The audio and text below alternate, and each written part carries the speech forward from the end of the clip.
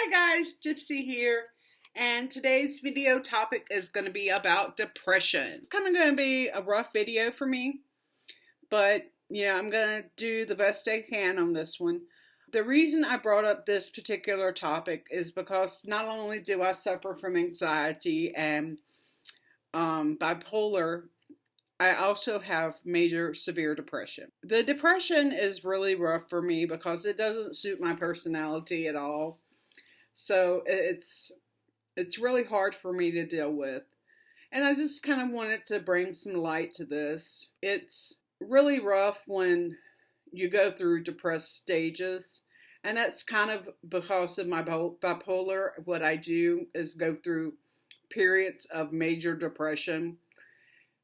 And I try my best to not let it drag me down and not let it affect my life. But there are days that the depression is a lot stronger than I am.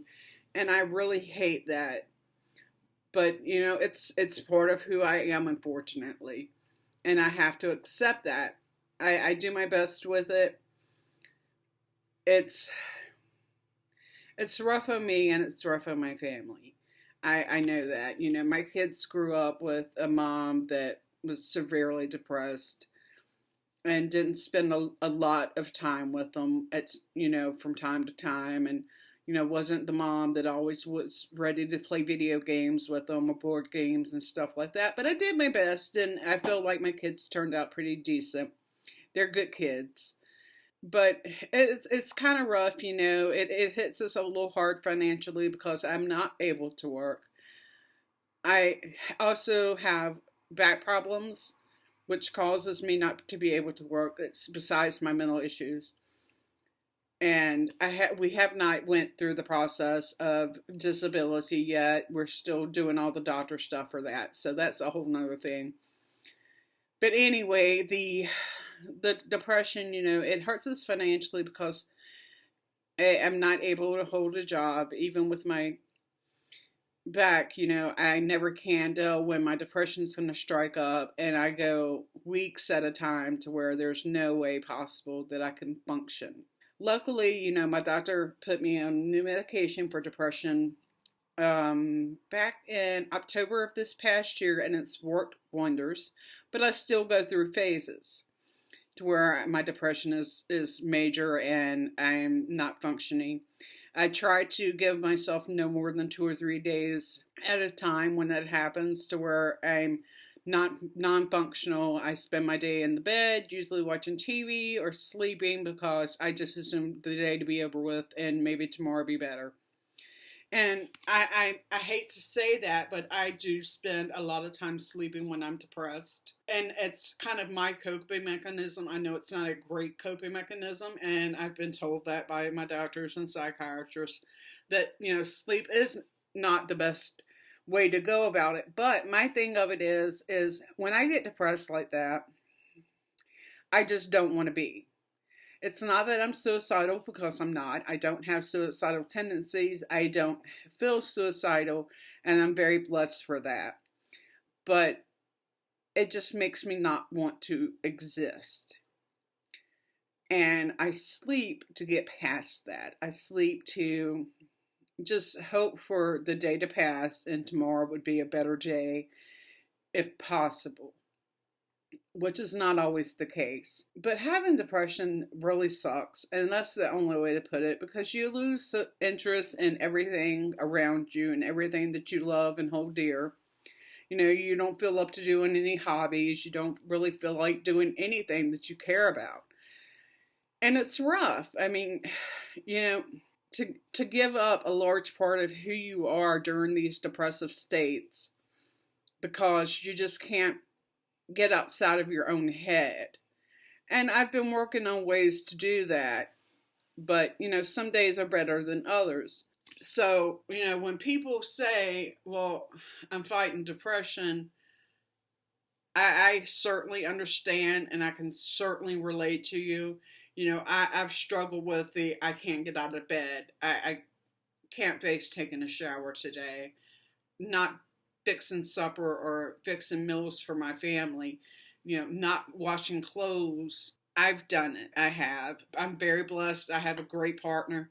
My husband's wonderful. He has stepped in so many times to pick up my slack, is what I feel, by doing laundry or cooking or picking up supper on the way home, tending to the kids when they were little. I've been very blessed with that, and I am fortunate for that because I know a lot of people out there don't have that.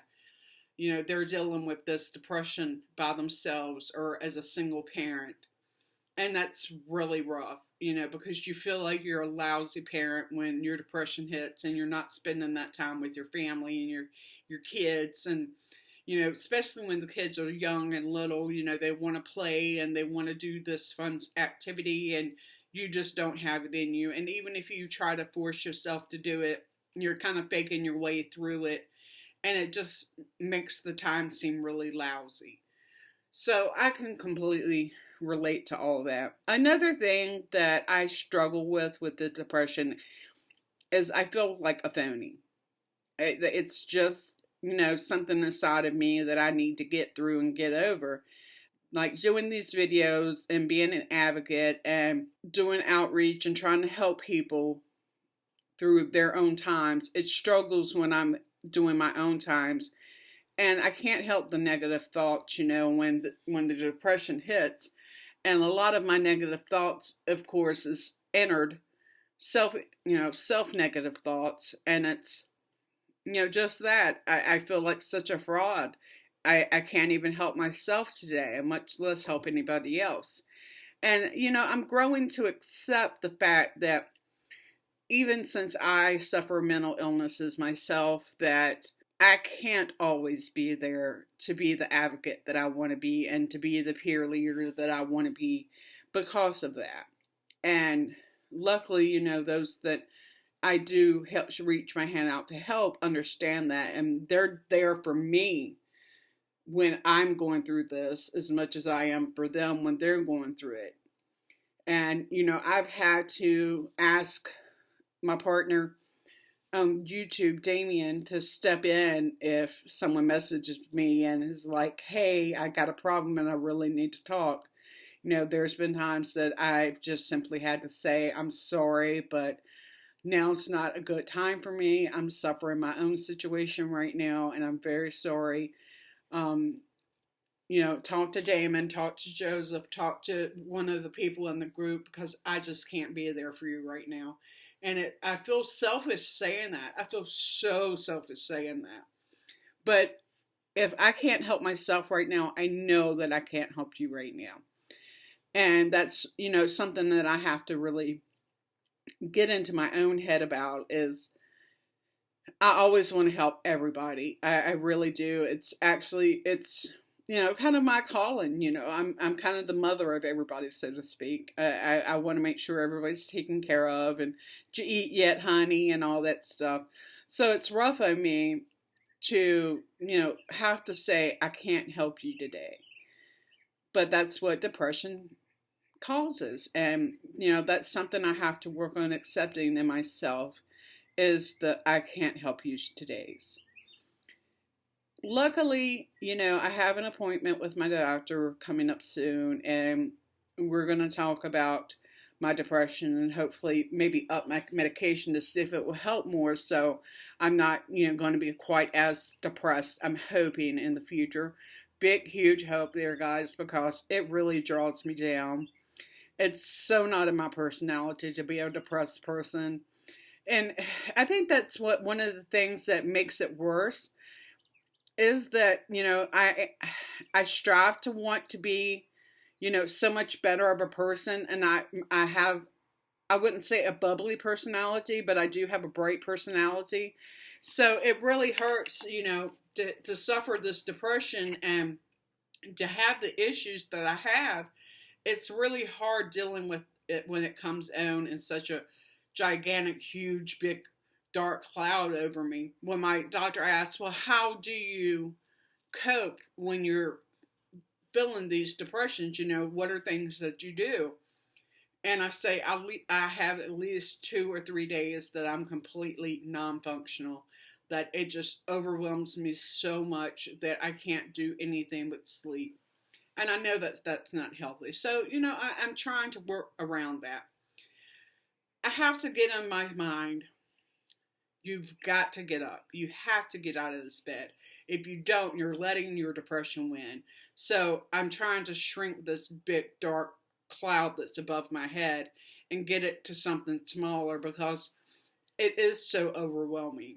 I have to force myself to get up and get in the shower and do my makeup and get dressed and get out of my pajamas and even get out of the house. Because if you don't force yourself to do it, if you don't keep telling yourself, okay, enough with this depression, enough with the depression, get out, break out of this box and get out and do something, the depression is going to overcome and take you. And I know this from experience because it does and it will.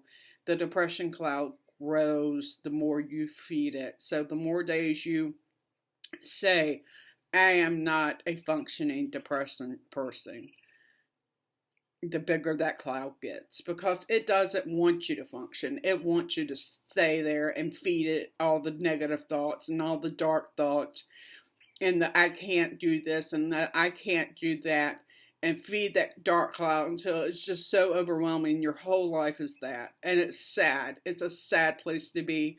I've been there. I've cried for days on end for no real reason whatsoever other than just overwhelmedness of how majorly depressed I was.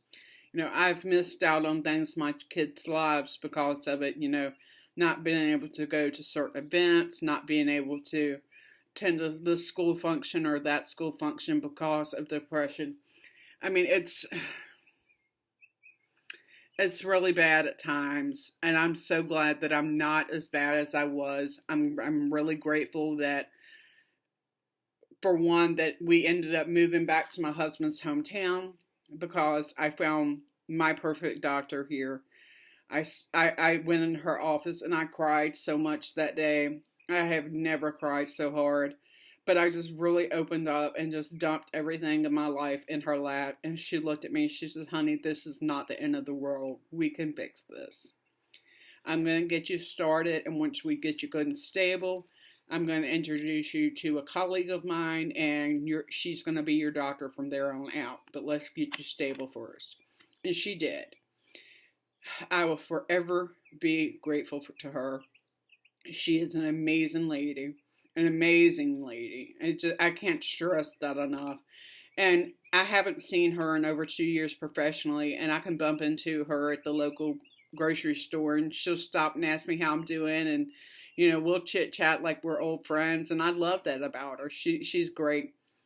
She's definitely one of the good doctors, the good providers, and I wish the world was full of her. I really do, because she is fabulous. And the lady that she turned me on to, my psychiatrist now, is just as fabulous. I can see why they're colleagues, because they're amazing together.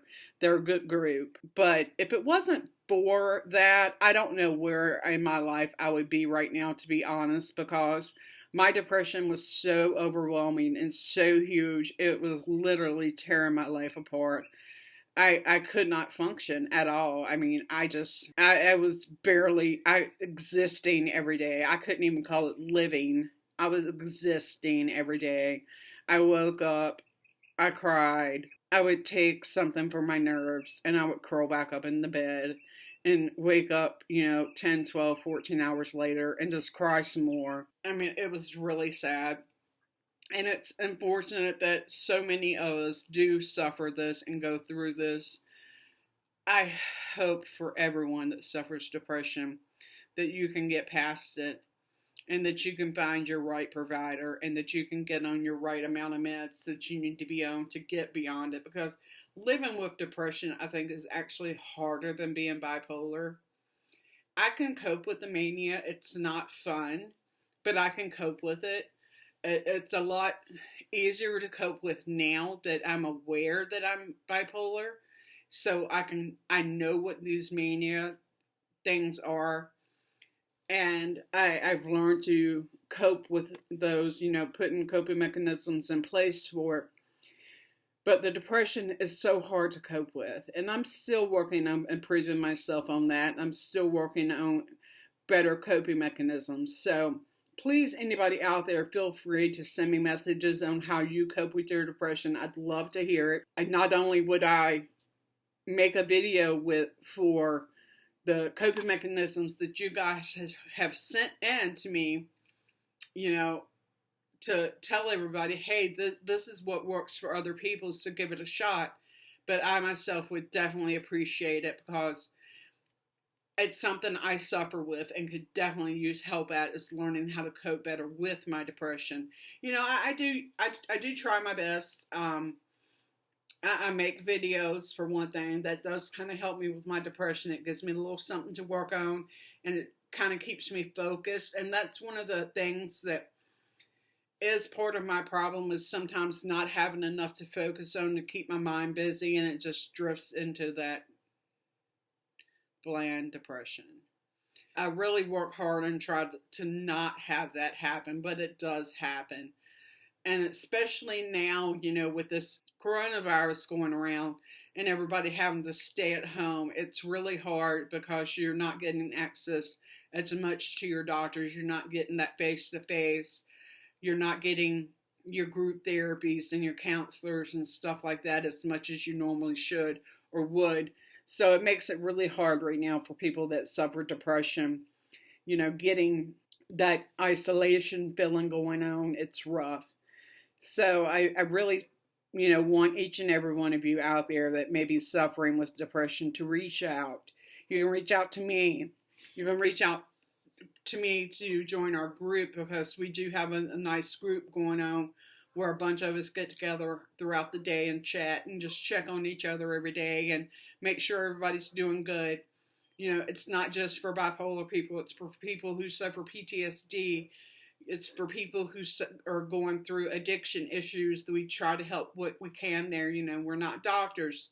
We're not psychiatrists. A lot of us aren't paid counselors or trained counselors, but we know what you're going through, so we're peers. We want to be there for each other. So please, join our group, especially now during this isolation. If you have any friends that or loved ones that you feel that would, benefit from our group, please send them our way. Would love to have you guys join us. All right, so that's going to kind of wrap up the topic of the depression. I probably could have elaborated a little bit more. How do you really talk about your feelings when it comes to depression when you're so numb of feelings during that time period? So it's rough. But anyway, I'm wrapping the video up. But before I do go, I'm going to do a few things real quick. One thing is I'm going to plug this necklace. How fabulous is this, right? A girl I know, a lady I should say I know, sells paparazzi. And this is actually a paparazzi piece. I've never ordered paparazzi before. Even got the little matching earrings that goes with it. Great stuff for $5. I'm here to tell you, it is like a costume jewelry queen's outfit. They have such great stuff, and I'm super impressed. And it is hard to impress me. I'm telling you, when it comes to certain things, it is hard to impress me, and jewelry is one of those.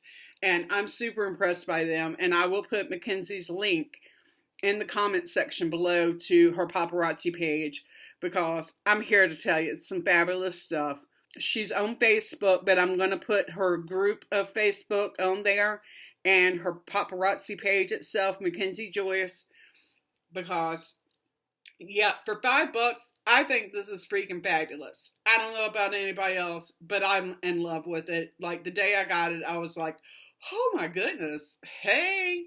Anyway, so there's that little dig that I had to put in there. I definitely had to throw that in there, because I've been sporting this thing around all day long, and I'm like so excited about it every time somebody asks me in the store today when I went out of, my necklace. I'm like, yeah, girl, I got it over here at Paparazzi with my friend Mackenzie. So there's her dig. I highly recommend them, like I said. But the next thing is going to be, I've asked people to send questions in, and I was kind of not expecting some of them, but, some of these kind of excite me a little bit. So I wrote them down, and I have just a few for today, but I really want to start adding a question and answer segment to each one of the videos if I have the questions sent in. So feel free to send me questions on Facebook or in my email. Both are on the YouTube page. So please feel free to send me questions, regardless whether it's, dealing with mental health or not dealing with mental health. It's just kind of a fun thing to do on here.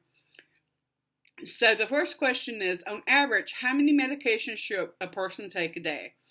Okay, this one is kind of complicated, but not really complicated. On average, guess what? Who knows? That really depends on what you're dealing with, what you're suffering as far as your mental and your physical health. On average, I take about 20 different pills a day. But let me say this. Not all of these are mental health. I'm getting a little older now. I have other issues. Like I said, I've got problems with my back.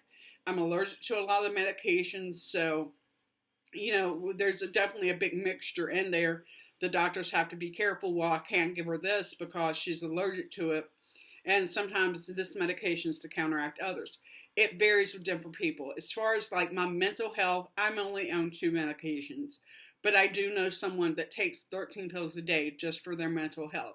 So, as far as how many pills a person should take in a day average, that is totally up to your doctor. I don't think there is an average, honestly. It's what helps you, and that's what counts. I don't care how many you take, whether it's 1 or 22. It's up to how many your doctor feels that you need for you to be stable and safe taking. Okay, question number 2. What are some things that make you feel good? Wow, this is such an in-depth question. It would really have to be, it really depends on the situation and the time. There's times that I'm in a mood that the only thing I want to do is sit out on my porch with a good book, and that just makes my day so much better. And there's days that I want to go spend money and shopping and have just a grand old time. There's times I want to go to a quiet dinner somewhere. I can't really say I enjoy sitting down watching TV. I kind of find it boring. I do like true crime shows, though, so I get into watching documentaries about that kind of stuff. There's times I just enjoy, actually what I'm doing right here is some advocacy work and chit-chatting with peers. There's days I just assume not talk to anyone and be kind of cool with it that way. So it really depends. There's a lot of things that make me happy and feel good. There's a lot of things that don't too. So, all right, next question. What is something that you can do to strive to improve yourself? Oh, wow. What a deep question. That is a hugely deep question. That would almost have to be a video all on its own, to be honest with you. Something to strive to make myself better. I want to strive to make myself better in every way I possibly can. I really need to do better as far as my weight and my health. I know this. I lack a lot of willpower when it comes to that. So, maybe that's definitely something that I could strive to make myself better is willpower. Because I'm a weak person when it comes to willpower. I really suck at it. Okay, have you ever seen a frog on a bobsled? Okay, the answer to this question would definitely be no. I can't say I've ever seen a frog on a bobsled, but I tell you what, if you eat the right brownies and sit down and watch some Bob Ross paintings, you might actually see a frog on a bobsled. Just saying. Why do you draw your eyebrows on? Okay. These are kind of fun. I have a great answer to that one, actually. It kind of surprised me that someone would send that, but okay, each their own question. The reason I do, honestly, is because I am missing part of one of my eyebrows. I have a scar. This is actually why I have my eyebrow pierced here, is it's helping cover up a scar.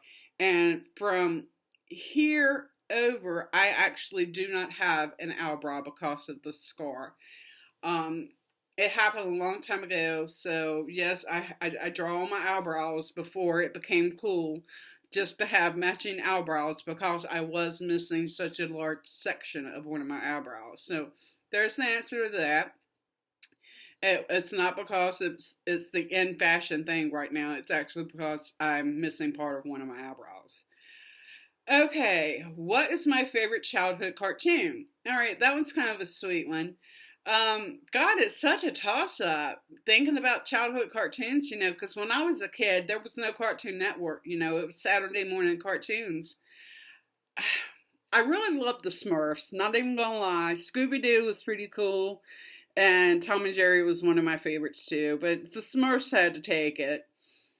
Yeah, I know. How corny is that? But I love me some Smurfs. And when a little later on, it was after I had grown up a little bit more, I was more into my teenage years. Care Bears came out, and I'm here to tell you, I love me some Care Bears. So, yeah, I'm a big Care Bear person. And My Little Ponies, I thought they were the coolest thing in the world, all the little different ponies. And I think it was called Rainbow Bright. I thought she was really cool with her rainbow horse. So there's that. Anyway, this is completely wrapping the segment up. Please send in questions. I want you guys to share this video. Send us some love. Big loves to you guys. I've really missed making videos this past week while my depression was in, but hey, I'm gonna make up for it. Share us, like us, come join us on Facebook, come join the Facebook group. Would love to have you guys in there. And big loves until next time. Later.